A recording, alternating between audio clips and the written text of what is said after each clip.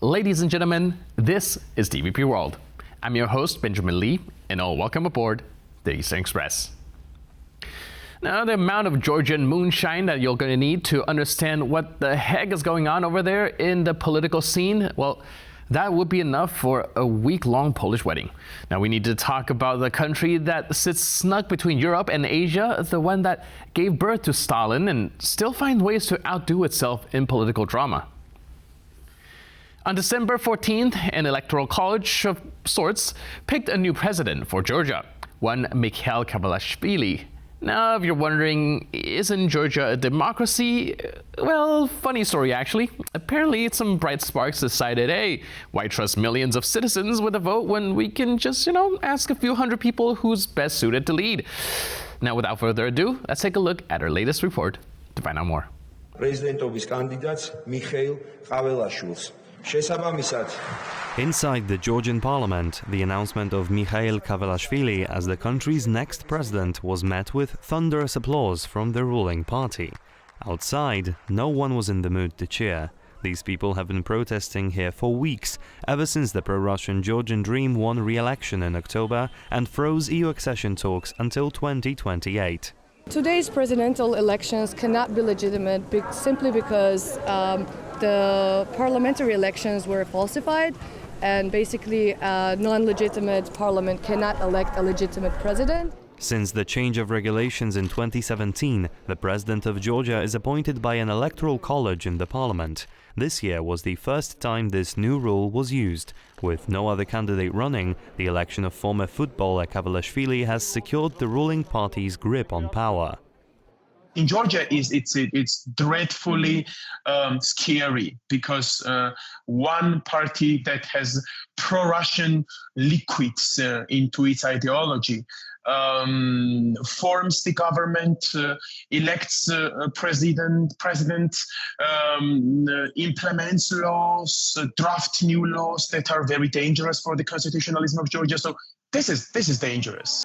The result of the October parliamentary elections was highly contested by both domestic observers and opposition parties, as well as the United States and the European Union. The EU is moving to impose sanctions on the South Caucasus country. The situation is not going to positive direction for the Georgian people. Democracies do not oppress opposition voices or curtail the freedom of media. Georgia has plenty of geopolitical significance as it lies on Russia's underbelly, separating it from the rest of Southwest Asia and the Middle East. Russia has also occupied two Georgian regions since 2008, South Ossetia and Abkhazia. The increasingly anti-West approach of the ruling Georgian Dream Party is sparking major concerns among democratic nations over growing Russian influence in the region. And now, let's take a look at the issue in greater detail.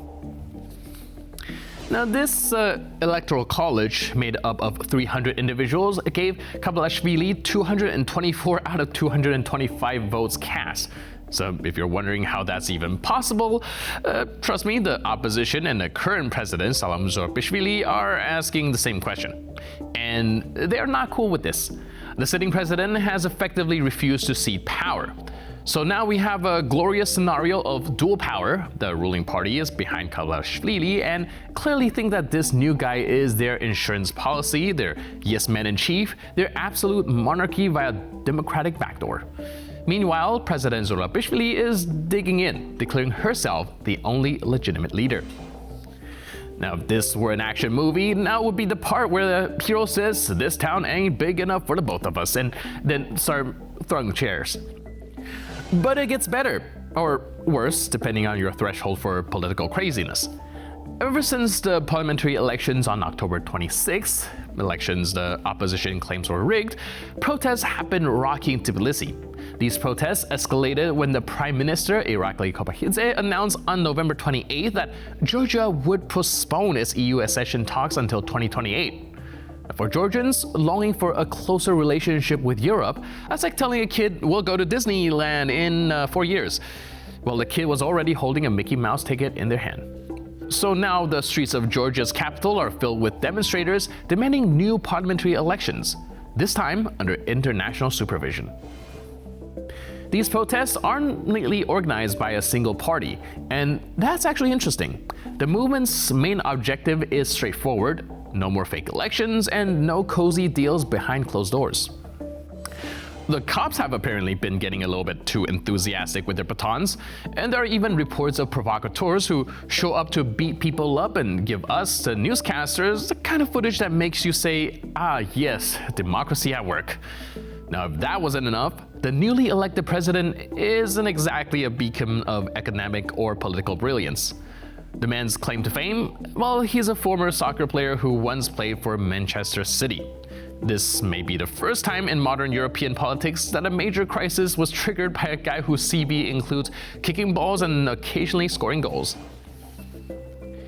And that's the point. Georgian Dream picked him because he's loyal, dependable, and above all, not likely to wander off and start supporting the opposition like the last two presidents elected with the party's backing eventually did. He's their foot soldier in a three-piece suit, someone who's not going to rock the boat, or at least not without asking for permission first. And now here to shed more light on the issue is Zarina Bukadze, Associate Professor of Political Science, Ilia State University. Hello, ma'am, and welcome to Eastern Express. Thank you very much for inviting. So we are continuing to explore the situation in Georgia, and my first question would be on the new president, Mikheil Kavelashvili, because, well, a lot of Western media now are focused on his football career, and sure, that's going to garner a lot of headlines, but we here would like to understand who is he internally. What does that presidential election, let's call it, mean for Georgians?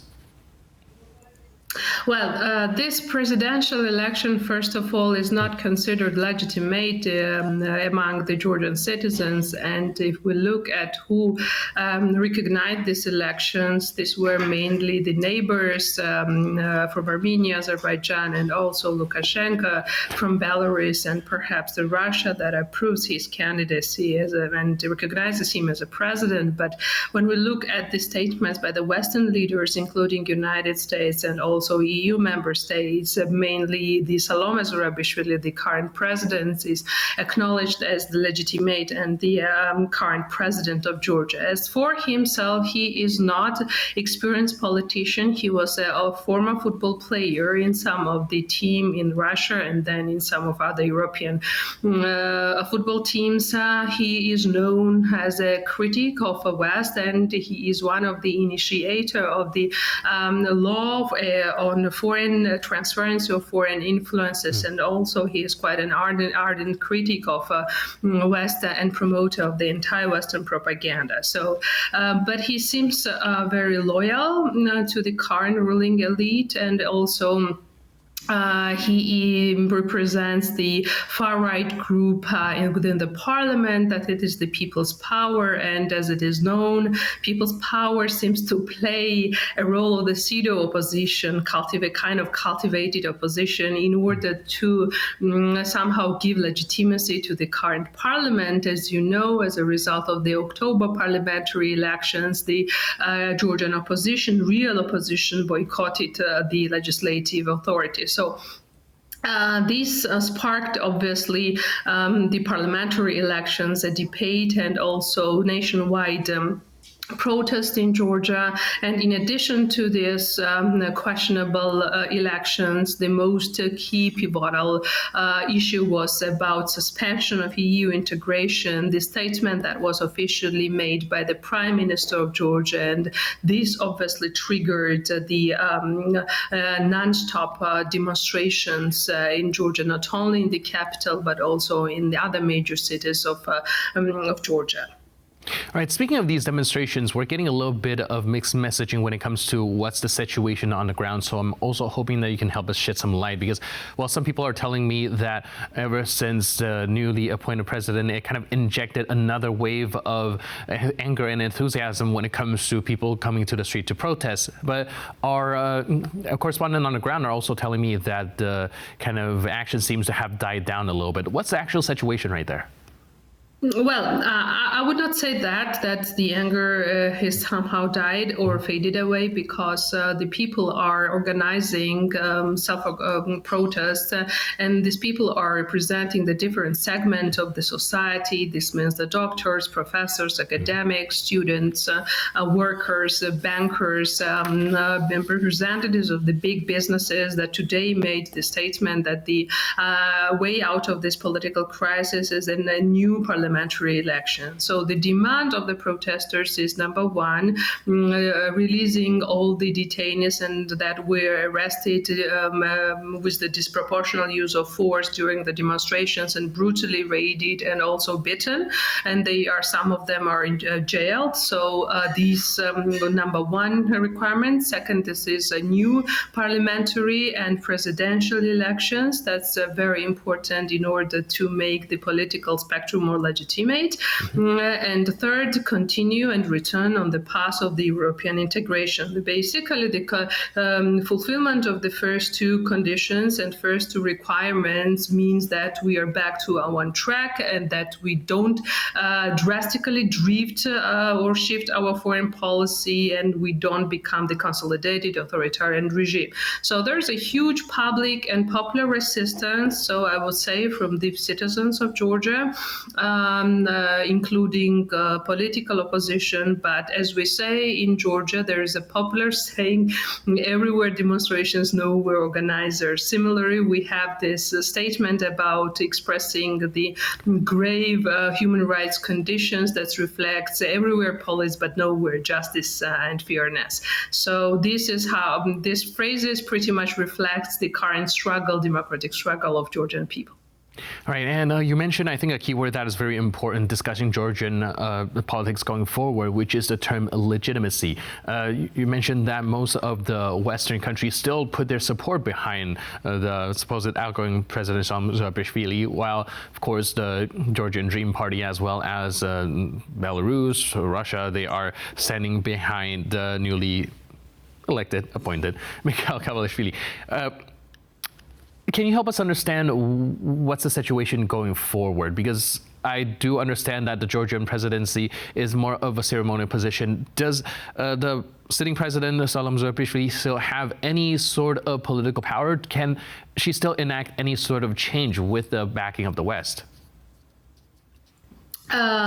Today, or I think tomorrow, she will address to the European Parliament on the invitation of Mrs. Metsola. So I think she has trust within the Georgian citizen, and this is the source of the legitimacy. Legitimacy, as we know, that's a more subjective perception of how we feel about power. And so this trust, popular trust, she has, Salome Zurabishvili really has, and she also has the power to lead the united opposition.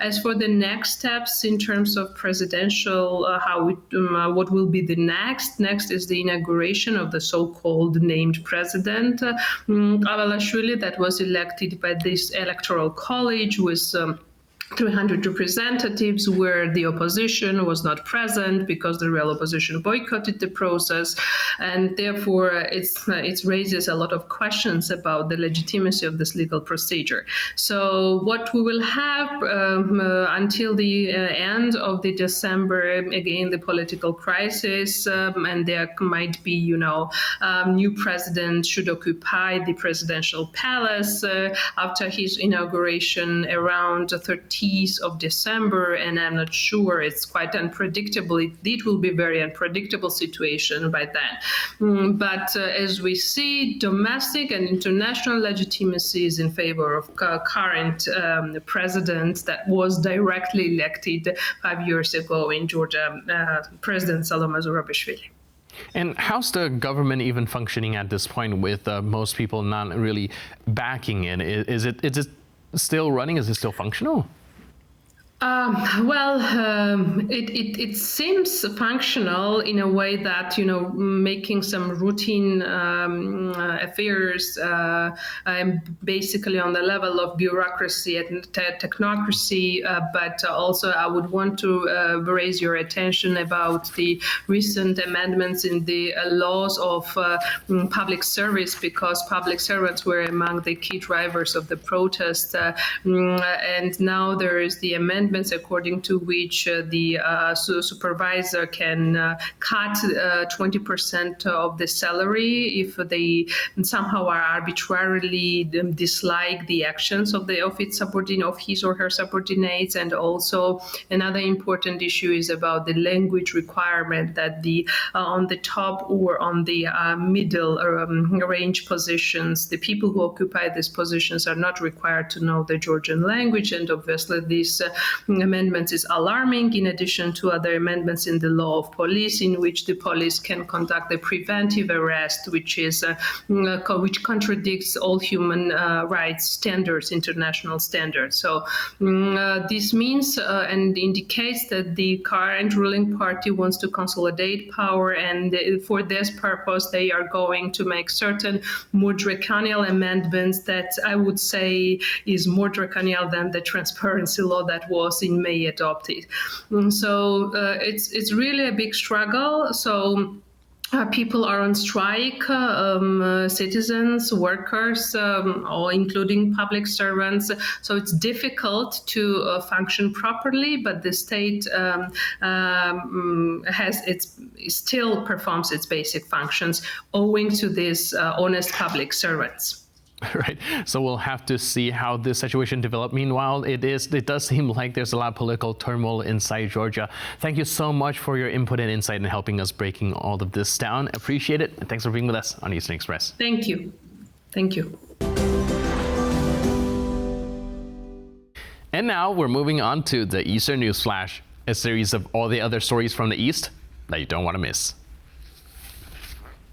Western nations have ramped up pressure on Russia with new sanctions targeting its shadow fleet of oil tankers, military units, and individuals linked to war crimes and disinformation campaigns. The measures are designed to disrupt Moscow's efforts to bypass sanctions, fund its war in Ukraine, and spread propaganda globally. In a coordinated move to weaken Russia's capacity to wage war in Ukraine, 12 Western nations have announced measures aimed at disrupting Moscow's shadow fleet of tankers.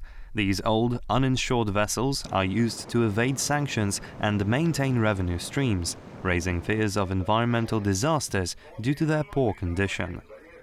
6 nations, Britain, Denmark, Sweden, Poland, Finland and Estonia, ordered maritime authorities to demand proof of insurance from suspected shadow fleet vessels in their territorial waters. Estonia issued the statement as it prepared to host a joint expeditionary force meeting, highlighting collective efforts to enforce sanctions. The European Union has also moved to sanction military units and individuals linked to war crimes, disinformation campaigns and espionage. Targeted groups include the unit responsible for striking Kiev's Children's Hospital, officials involved in the deportation of Ukrainian children, and GRU agents accused of sabotage across Europe.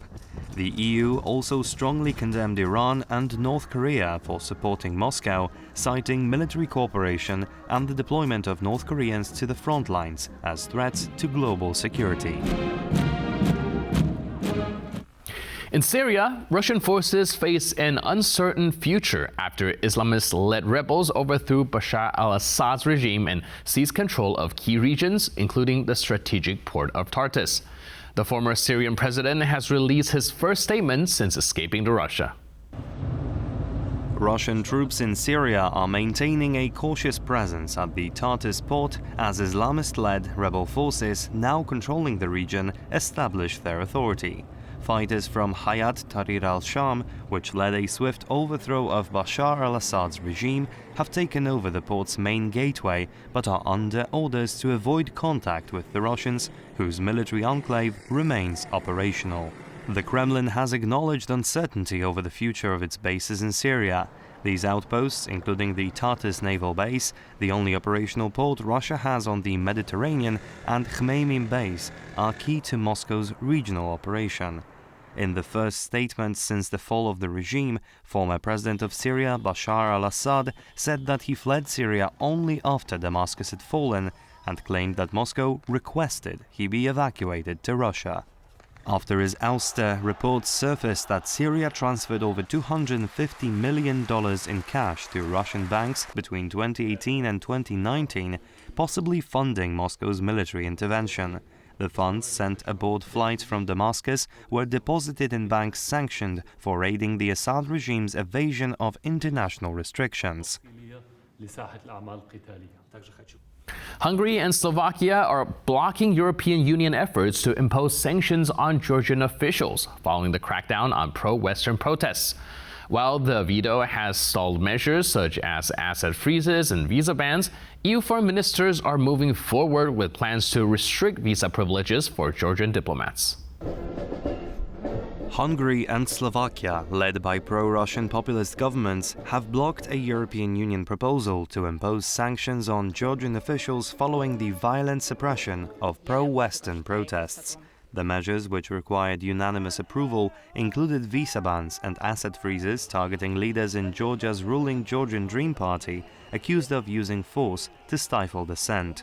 Despite the veto, EU foreign ministers advanced plans to suspend visa liberalization for Georgian diplomatic passport holders, a move that only requires a majority vote. The European Commission is expected to finalize the proposal soon. The Georgian Dream-led government has faced increasing criticism for its authoritarian tendencies and a growing pro-Russia stance. Earlier this month, the US imposed visa restrictions on Georgian officials for undermining democracy, with further sanctions expected. Protests continue in Tbilisi, with opposition groups calling for new elections amid allegations of fraud in the October parliamentary polls. And that's all on this episode of Eastern Express. But for more news, update, and commentary, please stay tuned to TVP World.